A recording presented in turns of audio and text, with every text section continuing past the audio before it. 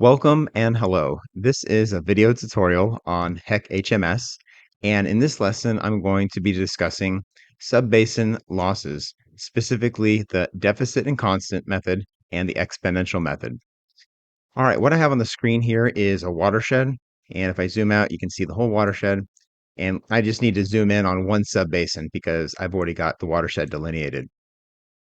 All right, so if I go ahead and click on that subbasin, any subbasin will work. Then we see that subbasin is highlighted over here in the Watershed Explorer. And then down here, I have a line item for loss method. Currently, it is set to none, but as you can see, I have a lot of different options for loss method in HMS, such as deficit and constant, exponential, green amp, gridded deficit and constant, and so on. So I'm going to be talking about deficit and constant and exponential in this lesson, but we'll be covering the others in other lessons. What I have on the screen here is the user's manual, and some of these methods are better for single events, and then others are better for continuous events. So this table here shows which particular loss methods are good for single, and others are more suitable for continuous.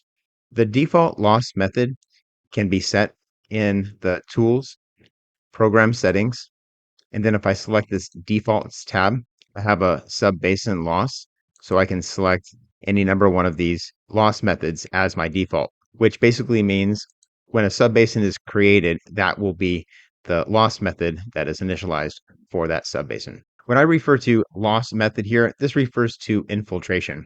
So if we go ahead and select none as our loss method, that's fine, but there's no loss tab up here in the components editor.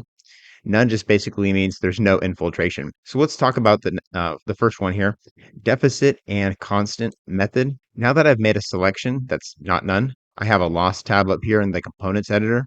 So I'm going to go ahead and click that. And now we have a few parameters, all of which are required for us to use this loss method. The deficit and constant method is more suitable for continuous simulations and not so much a single event, based on that table that I had up earlier. This method uses a single soil layer to account for continuous changes in moisture content. This method should be used with a canopy method so that the canopy can extract water from the soil for evapotranspiration. If there is no canopy, then there is no soil water extraction. Also, this method can be used in combination with a surface method that will hold water in the land surface for infiltration. The first one here is initial deficit in inches.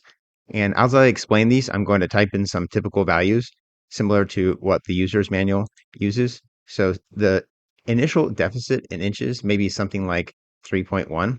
And this represents the depth of water required to fill the soil layer to a maximum storage. The next parameter down is the maximum deficit in inches, and that may be something like 5.3 inches.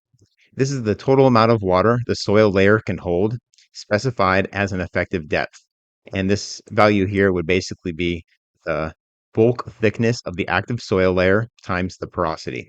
The last two parameters here is constant rate for the infiltration and the percent impervious. The constant rate is just a value such as 0.24 inches per hour, and that is the constant infiltration rate.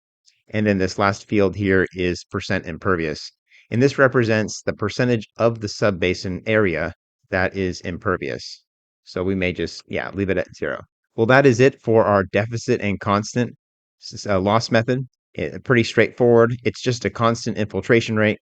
But as you'll see in other examples, we do have variable speed infiltration rate, which is a little bit more realistic, but it's also a little bit more complicated. The next loss method, I'm going to go ahead and select on the subbasin, and then deficit and constant. I'm going to switch this to gridded deficit and constant because it's very much the same thing. The only difference is when I click on loss, now I see the same 4 fields, but for a grid, and then the same 4 fields again, or parameters, with the word ratio by it. This essentially implements the same deficit and constant loss method, except on a grid, where each cell has its own precipitation and evapotranspiration from the meteorologic model. And if a canopy is used, it should be a gridded type canopy.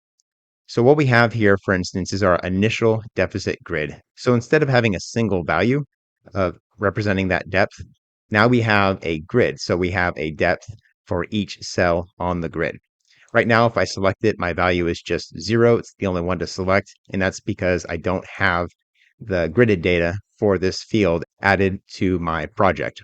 So now what I'm going to do is go up to Components, Grid Data Manager, and then for the type, I want to select Moisture Deficit Grids. So it's this one here, and then I'll click New. Now for the name, I'm going to give it the name Moisture Deficit Initial 45.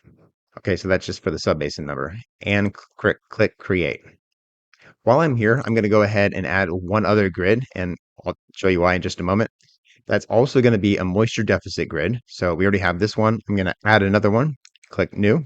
This is going to be moisture deficit max and create. So we have an initial and our max, and those will represent our initial deficit grid here and the maximum value here. So I should be able to select initial, and then I should be able to select max. For that's how that works. Next up is the constant rate, and this represents the constant rate of infiltration. But again, instead of for the entire subbasin, we can now discretize over the individual cells. I'm not going to add a grid for this. I think you kind of got the idea, but I will let you know the user's manual says that for a constant rate grid, you want to use the gridded data type percolation rate grids.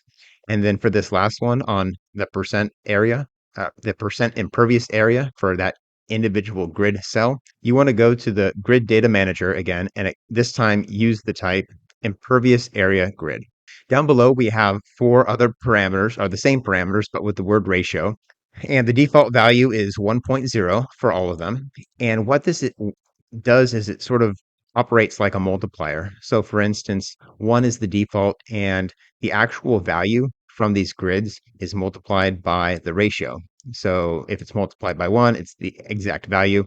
But for instance, if you wanted to change the value of the initial deficit grid for each grid cell, you could type a different number in here, like 1.2. If you wanted to increase it 20%, if you wanted to double any of these numbers, you would just type in 2 instead, and so on. So, and you can also go under 1 if you wanted to just say 0.8, for instance. So using these ratios is a quick and easy way to increase or decrease the values of all the grids at the same time, just to scale up or scale down.